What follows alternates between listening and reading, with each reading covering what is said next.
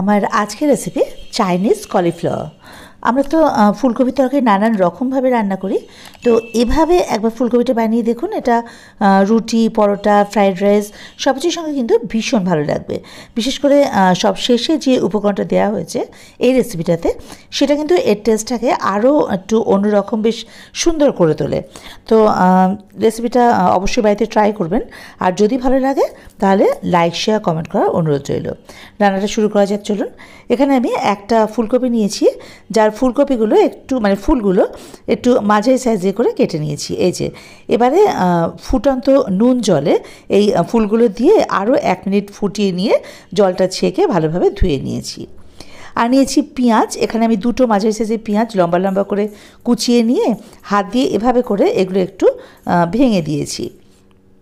এই যে দেখুন, এতে পেঁয়াজের ফ্লেক্সগুলো আলাদা হয়ে যাবে। এই যে এটা এভাবে করে কেটে রেখে দিয়েছি। আর নিয়েছি রসুন কুচি, এটা 1 টেবিল স্পুন হয়েছে, মোটামুটি 5-6 কোয়া রসুন নিয়েছি। আদা কুচিও 1 টেবিল স্পুন নিয়েছি। আর কাঁচা লঙ্কা, এখানে আমি 2টো কাঁচা লঙ্কা কুচিয়ে নিয়েছি। আপনারা যে যেরকম ঝাল খান সেই অনুযায়ী কাঁচা লঙ্কা কুচি নেবেন।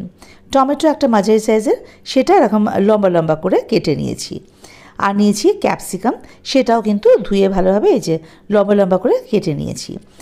এবারে সসটা তৈরি করে নেব। তার জন্য একটা বাটিতে চিলি সস নিয়ে নিলাম 1 table spoon, tomato sauce 2 table spoon নিলাম, আর সয়া সস এখানে নিয়েছি আমি 1 টিস্পুন।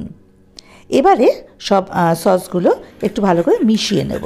এভাবে মিশিয়ে নিলে না রান্নার সময় খুব সুবিধা হয়, ওই একে একে করে আর দেওয়ার প্রয়োজন পড়ে না। এবার রান্নাটা শুরু করা পালা। তার জন্য ওভেনে কড়াই বসিয়ে তাতে সাদা তেল দিয়ে দিলাম, মোটামুটি হাফ কাপের থেকে একটু বেশি আর কি। তেলটা গরম হয়ে গেলে এই যে ফুলগুলো সেগুলো এর মধ্যে দিয়ে দেবো, ফুলকপির। এবারে এগুলো একটু বেশ লাল করে ভেজে নেব। হাই ফ্লেমে ফুলকপিগুলো ভেজে নিতে হবে। এই যে দেখুন, ফুলকপিটা ভাজা হয়ে গেছে। সব কটা কপি ফুলগুলো কিন্তু সমানভাবে ভাজা হয়েছে। তুলে নিয়েছি তেল ঝরিয়ে অন্য একটা পাত্রে। এবার যে বাকি তেলটা, এতে প্রথমে আগে ওই রসুন কুচিটা দিয়ে দেব। এটা কয়েক সেকেন্ড একটুখানি ভাজা ভাজা করে নেব। এই যে দেখুন, রসুনটা ভাজা হয়ে গেছে। এই যে এবারে এর মধ্যে দিয়ে দেব ওই কুচিয়ে রাখা আদা আর লঙ্কা কুচিটাও, একই সাথে কুচিয়ে রাখা পেঁয়াজটাও এর মধ্যে দিয়ে দেব। এবারে হাই ফ্লেমে মিনিট খানেক সময় ধরে একটু এগুলোকে ভাজা ভাজা করে নেব। বেশি ভাজার দরকার নেই, জাস্ট পেঁয়াজের কালারটা হালকা হবে। এই যে দেখুন, পেঁয়াজের কালারটা একটুখানি স্বচ্ছ হয়ে এসেছে। এবারে এর মধ্যে দিয়ে দেবো ওই লম্বা করে কেটে রাখা টমেটোটা। একটু ভালো করে মিশিয়ে নেব আগে, খুব বেশি ভাজার কিন্তু কোনোটাই দরকার নেই। এবারে ক্যাপসিকামটা এর মধ্যে দিয়ে দেবো। হাই ফ্লেমে আরও কিছুক্ষণ একটুখানি এটাকে ভাজা ভাজা করে নেব।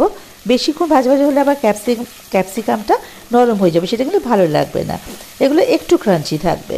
তো এবারে একটুখানি ভাজা ভাজা করে নিয়েছি কিছুক্ষণ। এবারে এর মধ্যে ভেজে রাখা ফুলকপিগুলো দিয়ে দেব। এবারে সব কিছু একসঙ্গে খুব ভালো করে আগে মিশিয়ে নিতে হবে। দিয়ে দেবো স্বাদ মতো নুন। আমি এখানে 1 টিস্পুন নুন দিয়েছি। যেহেতু এই রান্নাটা আমি সস দেবো, তাই নুনটা কিন্তু একটু বুঝে দিতে হবে। বেশি নুন দিলে নুন কাটা হয়ে যাওয়ার সম্ভাবনা রয়েছে। দিয়ে দিলাম 2 টিস্পুন চিনি। এবারে সব কিছু একসঙ্গে ভালো করে আবার একটু মিশিয়ে নিতে হবে। এই যে দেখুন, এরকম ভালোভাবে মিশিয়ে নিচ্ছি। ফ্লেমটা কিন্তু হাইতেই রেখেছি। ভালোভাবে মেশানো হয়ে গেলে এবারে ওই গুলে রাখা সসটা দিয়ে দেবো এর মধ্যে। বাটির মধ্যে জাস্ট 1 স্পুন মতো জল নিয়ে যে সসটা লেগেছিলো সেটা, বাকি সসটুকু আর কি, সেটা এর মধ্যে দিয়ে দিলাম। এবারে সব কিছু একসঙ্গে খুব ভালো করে একটু মিশিয়ে নিয়ে এটাকে ঢাকা দিয়ে রেখে দিতে হবে মিনিট খানেক, খুব বেশি সময় নয়। মিনিট খানেক পর ঢাকাটা খুলে দেবো। দেখুন, সসগুলো কিন্তু খুব ভালোভাবে মিশে গেছে সবজিটার মধ্যে।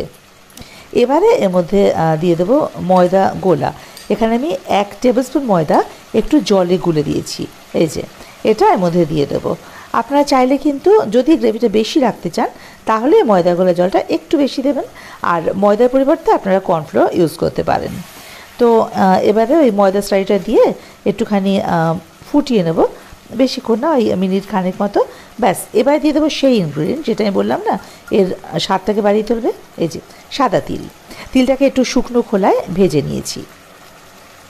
এই ভেজে রাখা সাদা তিলটা এবারে এর উপর দিয়ে ছড়িয়ে দেবো।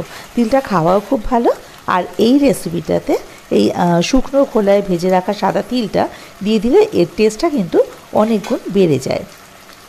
ব্যাস, মোটামুটি রান্না কমপ্লিট। ফ্লেম অফ করে ঢাকা দিয়ে স্ট্যান্ডিং টাইম 2 মিনিট। 2 মিনিট পর ঢাকাটা খুলে দিলাম। দেখুন রেডি আমাদের চাইনিজ কলিফ্লাওয়ার। এটা কিন্তু ভীষণই ভালো লাগে খেতে। ওই যে বললাম, রুটি, পরোটা বা ফ্রাইড রাইস সব কিছুর সঙ্গে কিন্তু এটা খেতে ভীষণই সুন্দর লাগে আর কি। তো কেমন লাগলো আপনাদের রেসিপিটা আমাকে কিন্তু কমেন্ট বক্সে জানাতে ভুলবেন না।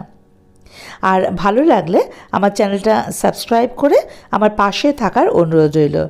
বেল আইকনটা অবশ্যই ক্লিক করে দেবেন, তাতে করে আমি কোনো নতুন রান্না আপলোড করলে তার নোটিফিকেশনটা সবার আগে আপনাদের কাছে পৌঁছে যাবে। আমার সঙ্গে থাকার জন্য আর ভিডিওটা দেখার জন্য আপনাদেরকে অশেষ ধন্যবাদ।